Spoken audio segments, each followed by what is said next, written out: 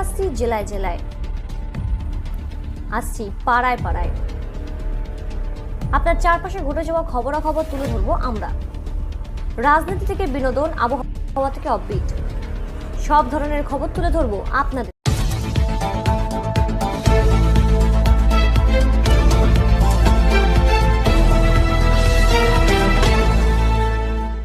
যুক্ত থাকুন, সঙ্গে থাকুন, দেখতে থাকুন কলকাতা নিউজ 19।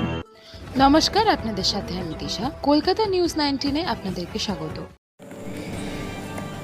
গত 19শে মে কলকাতার মহাজাতি সদনে সুর ও ছন্দার উদ্যোগে তোমারই নাম বলবো নানা ছলে নামে এই অনুষ্ঠানটি সেদিন অনুষ্ঠিত হয়।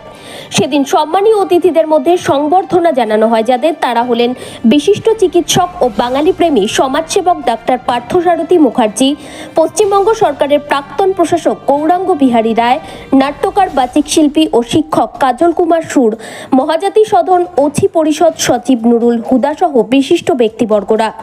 সেদিন হলে গীতি আলেখ্য, একক সঙ্গীত, একক আবৃত্তি, রবীন্দ্র নৃত্য ও সমবেত সঙ্গীত পরিবেশন করে বিশিষ্ট খ্যাতনামা শিল্পীরা।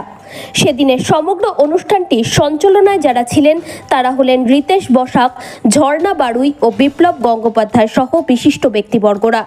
তারই বিস্তারিত দেখুন আমাদের সংবাদ মাধ্যমে। শিক্ষের আয়োজনে যে দূরে অপেক্ষমান, জগতের মাঝে কত বিচিত্র তুমি হে, তুমি বিচিত্র রূপিণী। একই সঙ্গে কবিপ্রণাম আমরা উদযাপিত করছি আজকে। বিশিষ্ট শিল্পীদের, কলকাতার বিশিষ্ট শিল্পীরা, আবৃত্তি, পাঠশিল্পীরা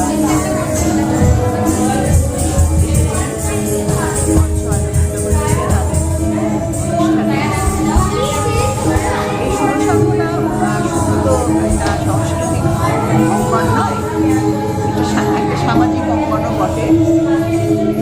আমরা আমাদের সীমিত সামর্থ্য দিয়ে শিল্পীদের পাশে যেমন দাঁড়ানোর চেষ্টা করি, তেমনি অসুস্থ রোগীদেরও, যেমন ক্যান্সার আক্রান্ত বা থ্যালাসেমিয়া রোগীদেরও পাশে দাঁড়ানোর চেষ্টা করি। তাই স্বাস্থ্যগত তাদের জন্য সাহায্যের হাত বাড়িয়ে দেওয়ার চেষ্টা করি। এই অনুষ্ঠানটা কত বছর ধরে চলছে এবার কি? সুর সাধনার অফিসিয়ালি এটা 20 বছর। আমরা অর্গানাইজেশনটা তৈরি করেছিলাম, 22 বছর হলো তার বয়স। এবং কবি প্রণামটা ওই 22 বছর আগেই প্রথম শুরু হয়েছিল। সেটা সৌমিত্রা সেন, আমি, ডক্টর শান্তনু ব্যানার্জি এবং আরও কিছু মানুষজন পরে এটা আমরা শুরু করেছিলাম। এবং পরে এইটা দীর্ঘ উত্তরণ ঘটেছে। কলকাতার সমস্ত শিল্পীরাই প্রায় এই সংস্থার সঙ্গে যুক্ত।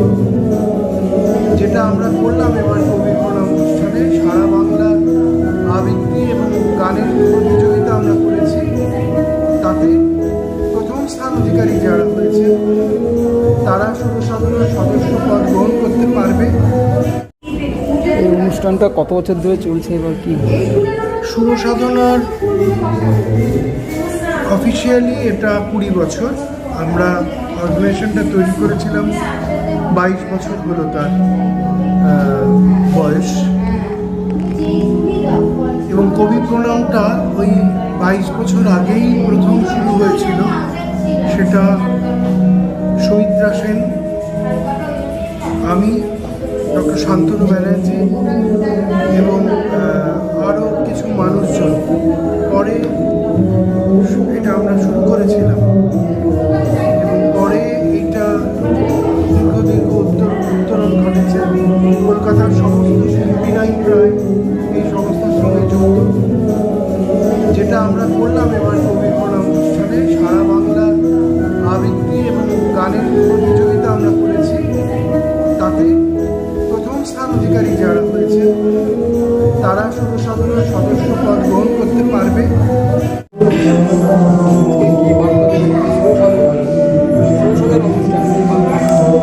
দেখুন, মে মাসটা একটা অসাধারণ মাস। শুরু হয়েছিল 1 মে পদ্মশ্রী মান্নাদের জন্মদিন দিয়ে, 2রা মে অস্কার সত্যজিৎ রায়, 7 বা 8ই মে বিশ্বকবি রবীন্দ্রনাথ, করতে করতে 14ই মে মৃণাল সেন, জন্মশতবার্ষিকী চলছে। 19শে মে আজকের দিনটা বুঝতেই পাচ্ছেন শিলচরের অমর সেই বরাকের ভাষা আন্দোলনের দিন। কিন্তু কবিপক্ষও তো বটে।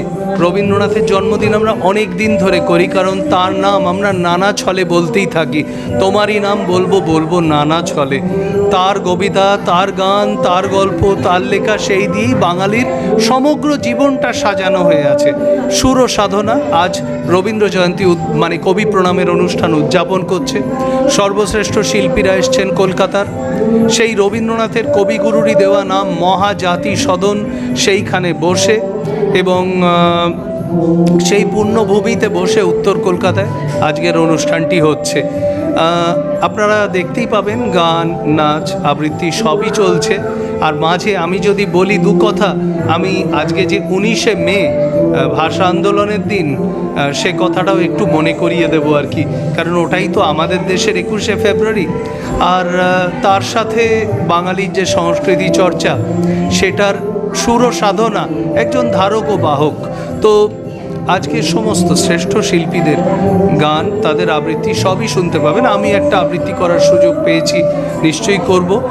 আর সুর ও সাধনা কিন্তু খুব মানবিক, অর্থাৎ শুধু সংস্কৃতি নিয়ে থাকে না, সমাজকে নিয়েও থাকে। যে লব্ধ অর্থ, যে টাকাটা ওঠে, সেইটা দিয়ে দুস্থ শিশুদের কখনো চিকিৎসা করা হয়, না হলে পড়ানো হয়, না হলে কোনো না কোনো কিছু দিয়ে তাদের হেল্প করা হয়। তো সেই হিসেবে সুর ও সাধনা একটা ব্যতিক্রমী অসাধারণ একটা শিল্প প্রতিষ্ঠান। তাদেরই অনুষ্ঠান আজ মহাজাতি সদনে। আপনারা যতটা পারেন উপভোগ করুন। রবীন্দ্রনাথের অনুষ্ঠান, তিনি আমাদের প্রাণের আরাম, মনের আনন্দ, আত্মার শান্তি। তাই আপনারা রবীন্দ্রনাথে থাকুন, ভালো থাকুন, বাঙালি থাকুন। অনুষ্ঠান খুব ভালো হচ্ছে। ওরা যাদের নিয়ে কাজ করছে তারা উদীয়মান শিল্পী, যারা আমাদের বাংলার ভবিষ্যৎ। সুতরাং আমি আবৃত্তিকার দেবাশিস কুমার বসু, এই সংস্থার আরও উত্তরোত্তর উন্নতি হোক সেটাই চাই। এই কর্ণধার কিংসুক রায়কে আমি ধন্যবাদ জানাচ্ছি। আচ্ছা, আজকে যে সুর সাধনার একটা স্পেশাল অনুষ্ঠান আছে। আমরা একটা রবীন্দ্র গান এবং রবীন্দ্র কবিতার উপরে একটা কম্পিটিশনের আয়োজন করেছিলাম, যেটা 3 ধরনের বিভাগে ক, খ, গ। তো তাতে যারা 1ম, 2nd এবং 3য় হয়েছিল, তাদের আজকে এখানে ডেকে সম্মাননা জ্ঞাপন করা হলো এবং মেডেল দেওয়া হলো। সেই জন্যই এটা জেলা থেকেও নানা শিল্পীরা এসেছিলেন, যারা পার্টিসিপেন্ট ছিলেন, তাদের মধ্যে যারা 1ম, 2য় এবং 3য় হয়েছে। এবং এটা 1ম বর্ষ আমাদের। এরপরে আমরা আস্তে আস্তে প্রতি বছরই এটা করব এবং পরবর্তীকালে নৃত্যেরও কম্পিটিশন করার আমাদের একটা ইচ্ছা আছে। এই সুর সাধনা কি বার্তা দেবে? কিংসুক রায়ের অনুষ্ঠান সবসময় খুব পরিশীলিত এবং খুব রুচিপূর্ণ হয়। যখনই আসি ভালো লাগে, আজকেও খুব ভালো লাগছে। আজকে আমি স্বামীজির প্রিয় একটি গান শোনাবো, আর অন্য অনেক সিনিয়র শিল্পীদের এবং আমাদের শুভানুধ্যায়ীদের অনেকের গান এবং আবৃত্তি শুনবো। আপনার নাম? আমার নাম ডক্টর উৎসব দাস। আপনি এই অনুষ্ঠানে পারফর্ম করবেন? এরকম আরও খবর পেতে আপনারা আমাদের চ্যানেলটিকে প্রচুর পরিমাণে লাইক, সাবস্ক্রাইব ও শেয়ার করুন।